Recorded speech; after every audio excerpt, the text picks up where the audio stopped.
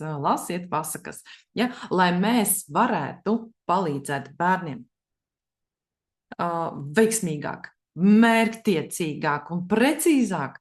Mums jāzina daudz dažādu pasaku, daudz dažādu stāstu. Kad es saku pasaka, tad šeit var būt arī leģenda, mīts, stāsti, arī literārās pasakas. Pasakas, tas ir mūsu darba instruments, pasaku terapijas speciālistu instruments. Un jo vairāk mēs tās lasām, jo vairāk spējam atlasīt īsto pasaku konkrētam mērķim un piemērot to noteiktajam vecumposmam. Tieši tajā brīdī, kad bērnam tā visvairāk ir vajadzīga. Liels paldies, ļoti vērtīgi. Paldies, ļoti viegli uztverami un saprotami. Paldies, meities. Paldies, man vēl tik daudz jāmācās, bet šo jau sāku saprast. Brīnišķīgi. Jā. Praktizējam. Ir jādara. Zināšanām nav nekādas vērtības, ja mēs to nedarām, ja mēs to neizmantojam, nepielietojam. Paldies, Kristīna, jaunas idejas. Jā. Paldies, cik sapratu, tad katram laika posmam raksta savu programmu pusgadam, gadam. Man gribās dalīties ar to, ar šo.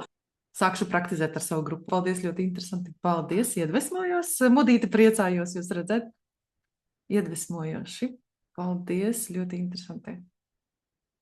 Cik ļoti svarīgi pašiem vecākiem lasīt, lai bērni to redzētu. Arī, jā, bet mums jāsaprot, ka mēs vecākus nevaram pāraudzināt vairs. Liels paldies, Kristīna. Paldies jums, meitenes. Paldies jums. Mēs nevaram vecākus pāraudzināt, un tāpēc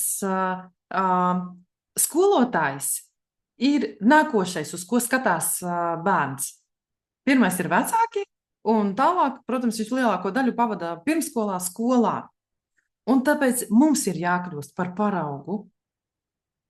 Paldies, Kristīna, palika tikai pie programmas tēmas nosaukuma piestrādāt. Ir atšķirība pasaku coachings un ir pasaku terapija. Pasaku terapija strādā ar to, kas būtu labojams, ar pagātni,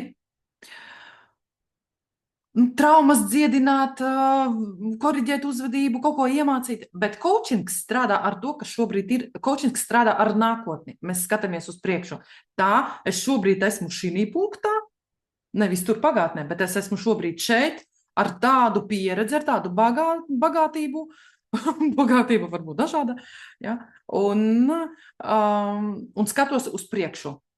Ja? Coachings ir strādā ar mērķi, ar nākotni. Tā, paldies. Man pāris reizes pat vecāki ir teikuši, ar paldies, ka ar bērnu arī viņi esot sākuši uz pasauli raudzīties citādāk. Brīnišķīgi, skaisti. Paldies, atā! Paldies, atā!